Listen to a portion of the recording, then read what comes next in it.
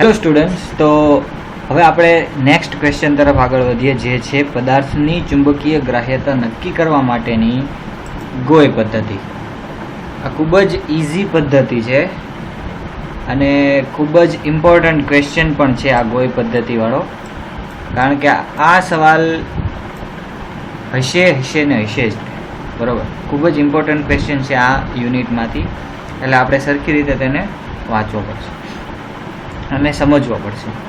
તો ગોય પદ્ધતિનું નામ શું કામ ગોય પદ્ધતિ? કારણ કે ઈસવીસન 1889માં ગોય નામના વૈજ્ઞાનિકે, કે જે ફ્રેન્ચ વૈજ્ઞાનિક હતો, તેણે પદાર્થની ચુંબકીય ગ્રાહ્યતા નક્કી કરવા માટેની એક પદ્ધતિ આપી, જેને ગોય પદ્ધતિ તરીકે ઓળખાય. ગોય નામના વૈજ્ઞાનિકે 1889માં આપી હતી, તેથી તેને ગોય પદ્ધતિ તરીકે ઓળખવામાં આવે છે. કશું જ નથી, એક નાનકડું એવું સેટઅપ કરેલું છે કે જેમાં એક ત્રાજવું જેવું છે, ત્રાજવા જેવું છે, તુલા છે, બરાબર, જેની એક બાજુ પલ્લું જે છે તેમાં વજનિયા મૂકવામાં આવે છે અલગ અલગ, અને બીજી બાજુ આપણે જે પદાર્થની ચુંબકીય ગ્રાહ્યતા શોધવાની છે એ ભરવામાં આવે છે એક નળાકારની અંદર, બરાબર. આ સિલ્વરની ચેન હોય છે, આ સિલ્વરની ચેન પર એ નળાકારમાં આપણે જે પદાર્થની ચુંબકીય ગ્રાહ્યતા શોધવાની છે તેને ભરવામાં આવે છે. પ્લસ હવે સૌ પ્રથમ શું કરવામાં આવે છે કે આ જે નળાકાર છે એની અંદર આપણો પદાર્થ જે કહે છે કે જેની આપણે ચુંબકીય ગ્રાહ્યતા શોધવાની છે તેને આમાં ભરે, પછી તેને પલ્લુમાં અલગ અલગ વજન લટકાવીને તેનું પ્રાઇમરી વજન કરવામાં આવે છે, બરાબર. આ જે છે પ્રાઇમરી, કોઈ પણ એનો વજન નોટ કરવામાં આવે છે. પછી શું થાય છે? પછી બાહ્ય ચુંબકીય ક્ષેત્ર લાગુ પાડવામાં આવે છે, એટલે કે એક બાજુ એસ ધ્રુવ અને એક બાજુ એન ધ્રુવ, એટલે કે અહીંયા ચુંબક લાવવામાં આવે છે. હવે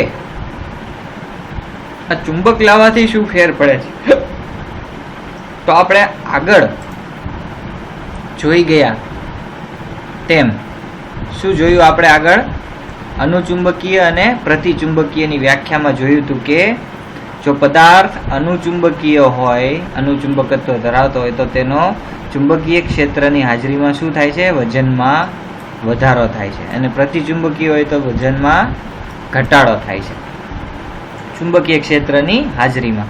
તો હવે શું થશે? આપણે અહીંયા ચુંબકીય ક્ષેત્ર લાગુ પાડ્યું કે જે આ પદાર્થને લંબ રહે એ દિશામાં આપણે ગોઠવીએ, તો શું થશે? જો પદાર્થ આપણો અનુચુંબકીય છે તો તેના વજનમાં શું થશે? વધારો થશે. એટલે જેટલો વધારો થશે એટલે આ જે છે એ શું થશે? આ તરફ વધશે, વજન વધી જશે, એટલે આ બાજુ નમશે આપણું પલ્લું, એટલે આપણે બીજા એડ કરવા પડશે અને વજનમાં થતા વધારો માપવો પડશે આપણે, ડેલ્ટા એમ. હવે ઇન કેસ કે જો આપણો પદાર્થ પ્રતિચુંબકીય હોય તો શું થશે? તો વજનમાં ઘટાડો થશે. ઘટાડો થાય એટલે આ બાજુનું પલ્લું નીચે નમશે અને એમાંથી વજન કાઢીને આપણે કોઈ પણ રીતે વેઇટ કરીને 0 પર લાવીને જોવાનું છે કે ડેલ્ટા એમ શું છે, કે ઘટાડો શું થયો છે. કશું જ નથી, સેટઅપ શું ખૂબ જ ઇઝી સેટઅપ છે, બરાબર. તો આ રીતે આપણે વાંચીએ હવે આગળ કે આ પદ્ધતિમાં આકૃતિમાં દર્શાવ્યા પ્રમાણે સંવેદનશીલ તુલા ગોય તુલા તરીકે ઓળખવામાં આવે છે. આ તુલાનું અક્ષ એક બાજુએ સિલ્વરની સાંકળથી પાતળી લોખંડનો નળાકાર હોય છે અને જેમાં તે પદાર્થ ભરવામાં આવે છે કે જેનું ચુંબકીય ગ્રાહ્યતા નક્કી કરવાની હોય છે, કે જેની ચુંબકીય ગ્રાહ્યતા આપણે શોધવાની છે તે નક્કી કરવામાં આવે, તે પદાર્થને આ નળાકારની અંદર ભરવામાં આવે છે. અને અક્ષની બીજી બાજુના છેડે પલ્લું લટકાવેલું હોય છે, જેમાં વજન મૂકીને લીધેલા પદાર્થનું વાસ્તવિક વજન નોંધવામાં આવે. એટલે આમાં અલગ અલગ આપણે વજનિયા મૂકીને તેનું વજન કરે છે, બીજું કશું નથી હોતું. હવે નળાકારને બાહ્ય ચુંબકીય ક્ષેત્રમાં મૂકવા માટે નીચેના ભાગમાં ચુંબકના બે ધ્રુવો, એક એસ ધ્રુવ એક એન ધ્રુવ, મૂકવામાં આવે છે અને ચુંબકીય બળ રેખા નળાકારની લંબાઈને લંબ રહે એ રીતે ચુંબકીય ક્ષેત્ર લગાડવામાં આવે છે.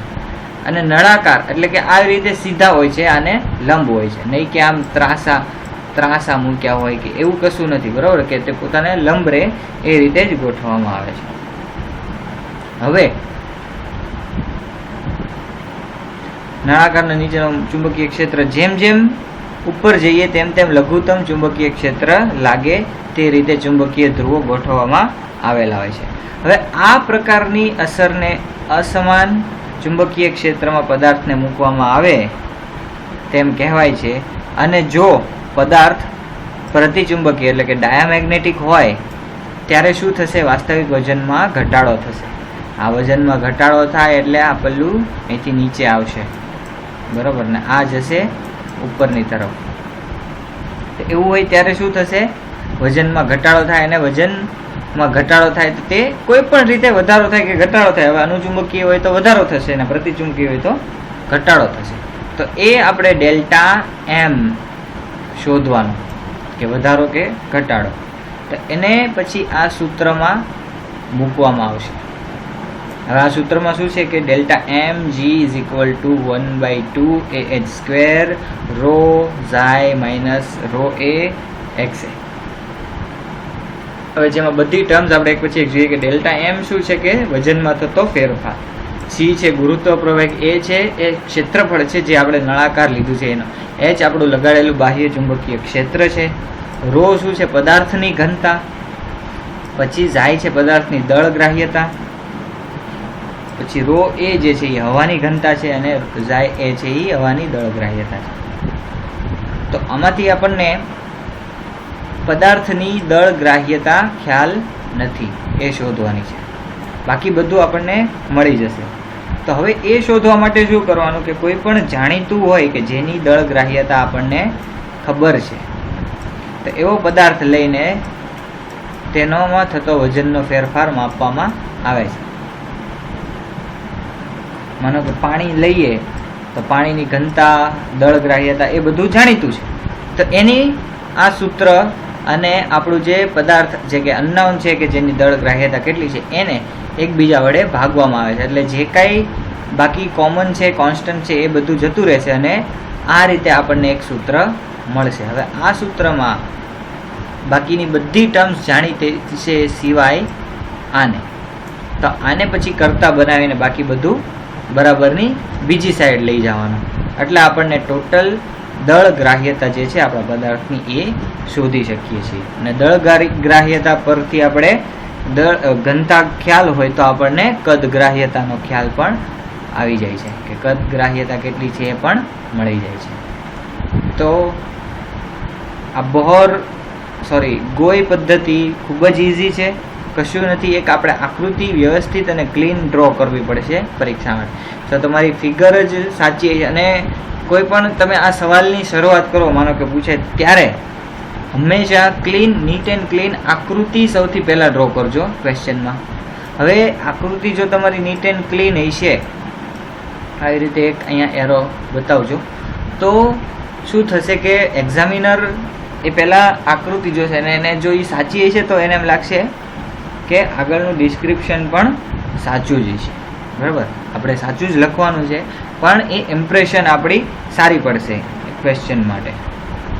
ઓકે, એટલે એ રીતે આપણે ક્વેશ્ચનનો આન્સર લખવાનો છે.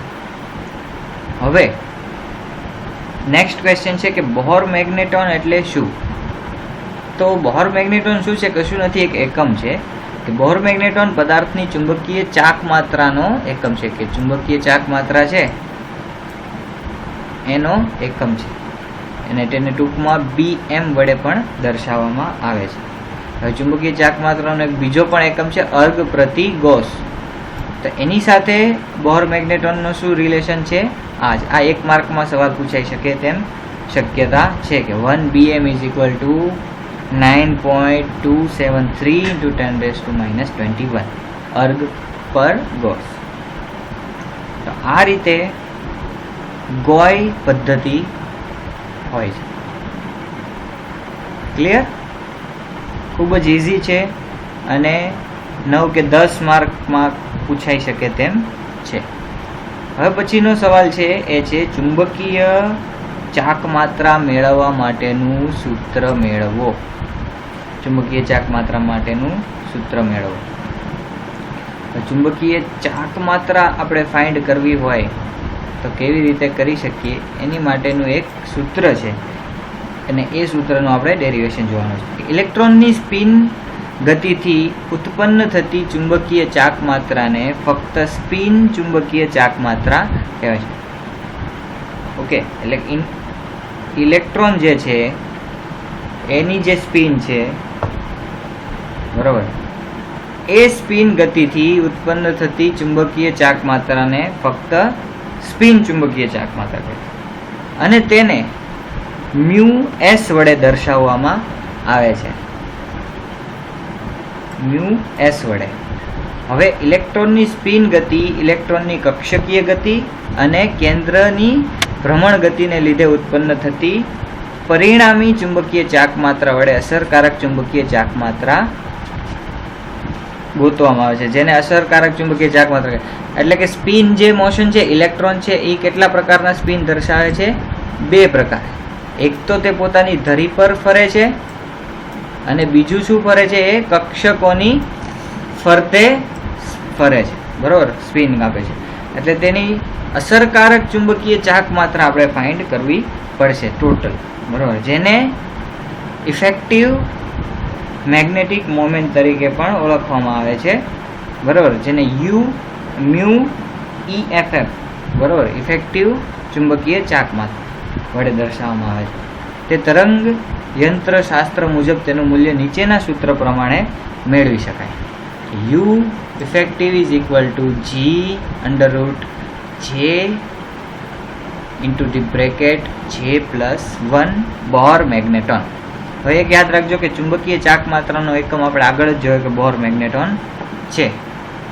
તે આવશે ગમે ત્યારે જે આપણે ફાઇન્ડ કરશું ચુંબકીય ચાક માત્રા, તો એમાં આપણે બોર મેગ્નેટોન લગાડવાનું રહેશે. હવે આ સૂત્રમાં શું છે? જી જે છે એ ગાયરોમેગ્નેટિક રેશિયો છે, ગાયરોમેગ્નેટિક ગુણોત્તર. જે is equal to L plus S. તો હવે એલ શું છે?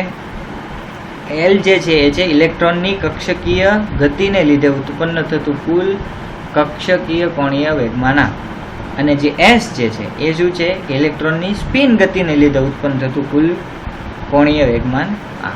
એટલે જે ઇઝ ઇક્વલ ટુ શું છે કે કક્ષક અને સ્પિન પોતાની ધરી પર જે ભ્રમણ કરે છે, બરોબર, એને લીધે ઉત્પન્ન થતું જે કુલ કક્ષકીય કોણીય વેગમાન જે છે એ છે.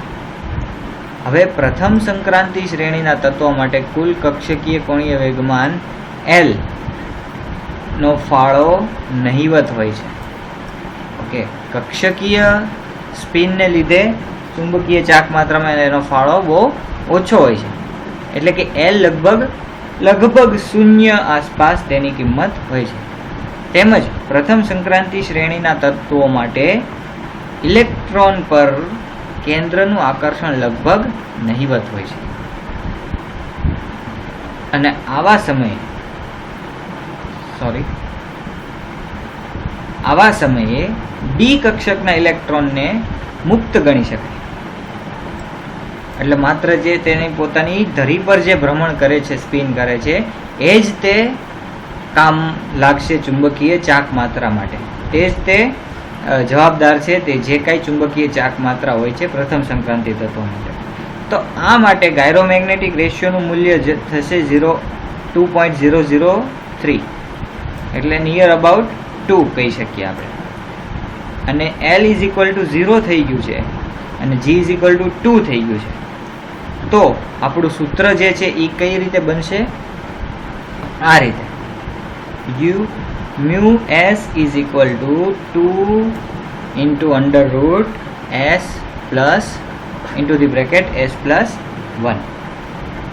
હવે એસનું મૂલ્ય સ્પિન ક્વોન્ટમાંક એસ અને અયુગ્મિત ઇલેક્ટ્રોનની સંખ્યા n પર આધાર રાખે છે, કે જેટલા અયુગ્મિત ઇલેક્ટ્રોન હશે એટલી જ એની સ્પિન હશે, બરાબર. એટલે કે કેપિટલ એસ જે છે એ NS બરાબર હોય છે. તો તેને આપણે સમીકરણ નંબર 2 માં જો મૂકીએ તો આ રીતે કંઈક આપણને સમીકરણ મળશે. એસની જગ્યાએ આપણે એન એસ મૂકશું કે જેટલા ઇલેક્ટ્રોન છે અને તેની ગુણ્યા એની સ્પિન જે છે એ.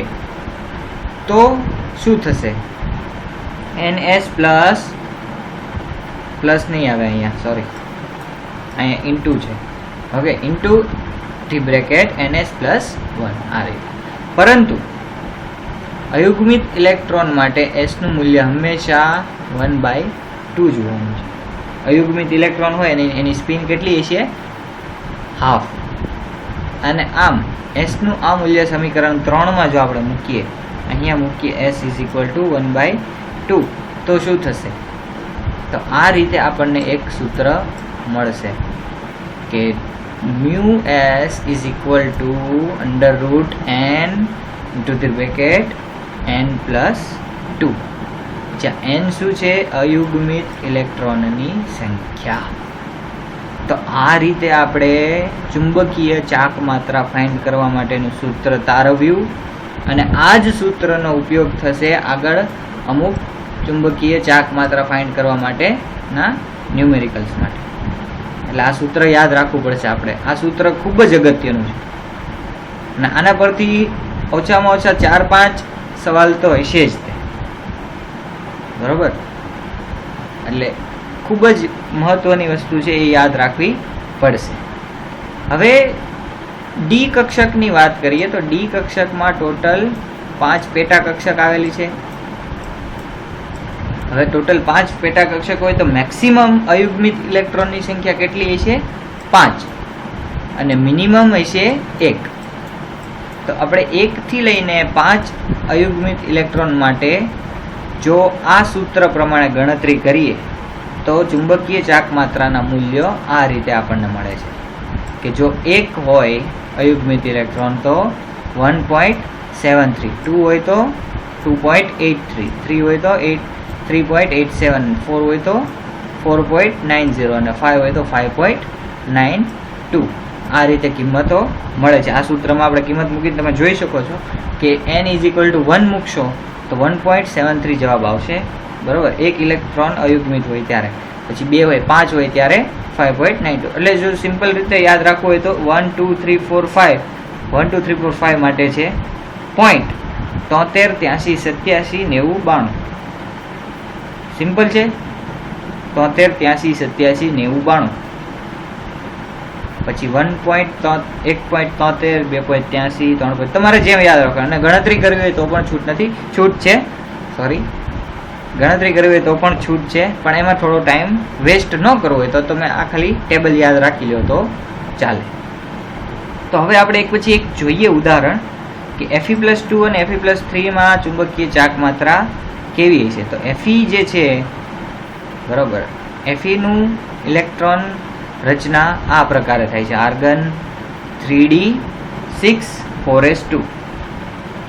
તો જ્યારે એમાં Fe+2 થાય એટલે 2 ઇલેક્ટ્રોન રિમૂવ થશે, અને કેમાંથી થશે? 4s માંથી થશે. તો જ્યારે 4s માંથી 2 ઇલેક્ટ્રોન રિમૂવ થાય ત્યારે એમાં અયુગ્મિત ઇલેક્ટ્રોનની સંખ્યા કેટલી વધી છે? 1 2 3 અને 4. તો આ ટેબલ પર આપણે જોઈએ કે 4 માટે શું છે? 4.90 જવાબ આવવો જોઈએ. તો હવે જોઈએ આ સૂત્રમાં જ્યારે 4 મૂકીએ તો 4.90 જવાબ મળે છે. Fe+3 માટે શું થશે કે 2 ઇલેક્ટ્રોન 4s માંથી રિમૂવ કર્યા અને 1 ઇલેક્ટ્રોન રિમૂવ થયો 3d માંથી, બરોબર? એટલે ટોટલ આપણી પાસે 5 અયુગ્મિત ઇલેક્ટ્રોન છે, અને 5 અયુગ્મિત ઇલેક્ટ્રોન માટે સૂત્રમાં કિંમત મૂકીએ તો 5.92 જવાબ મળશે. હવે તમને આ રીતે પણ સવાલ પૂછે કે FeSO4 અને FeCl3 ની ચુંબકીય ચાક માત્રા ગણો. તો FeSO4 માં Fe+2 થશે અને FeCl3 માં Fe+3 થશે. એટલે જવાબ આ રીતે જ મળશે, 4.90 અને 5.92. ક્લિયર? હવે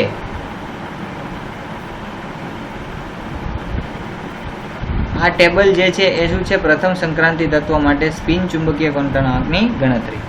તો બધા જ તત્વો માટે જેટલા અયુગ્મિત ઇલેક્ટ્રોન છે એ પ્રમાણે તેની ગણતરી કરવામાં આવેલી છે. પણ શું થશે? આવી રીતે તમને સંકીર્ણ સંયોજનો પણ આપેલા હોઈ શકે. તો તમારે તેની માટે તમારે એનો ઓક્સિડેશન આંક શોધતા આવડવો જોઈએ. બરાબર, માનો કે આવી રીતે આપ્યું છે COF6 -3, તો તમારે કોબાલ્ટનો ઓક્સિડેશન સ્ટેટ શું છે એ ફાઇન્ડ કરતા આવડવું જોઈએ તમને. તો F6 છે એટલે કે -6 તેનો ચાર્જ છે અને તે બહાર જશે એટલે +6 થશે, એટલે +6 - 3 +3 એટલે CO +3 ફોર્મમાં અહીંયા હોય છે. બરાબર, તો કોબાલ્ટ +3 માટે કેટલા અયુગ્મિત ઇલેક્ટ્રોન છે એ ફાઇન્ડ કરવાના આપણે અને તેના ન્યુમેરિકલ. તો આ તમારું હોમવર્ક રહેશે બધાનું કે આટલા 11 એલિમેન્ટ્સ માટે તમારે મને તેની ચુંબકીય ચાક માત્રાની ગણતરી કરીને આપવાની છે. એટલે સૌ પ્રથમ તમારે પહેલાં એનો ઓક્સિડેશન સ્ટેટ ફાઇન્ડ કરવો પડશે અને ઓક્સિડેશન સ્ટેટ ફાઇન્ડ થયા પછી આ સૂત્રમાં કિંમત મૂકીને તમારે તેની ચુંબકીય ચાક માત્રા ફાઇન્ડ કરવાની છે. જેટલા અયુગ્મિત ઇલેક્ટ્રોન હોય એ એનની જગ્યાએ તેની કિંમત મૂકીને ફાઇન્ડ કરવી પડશે.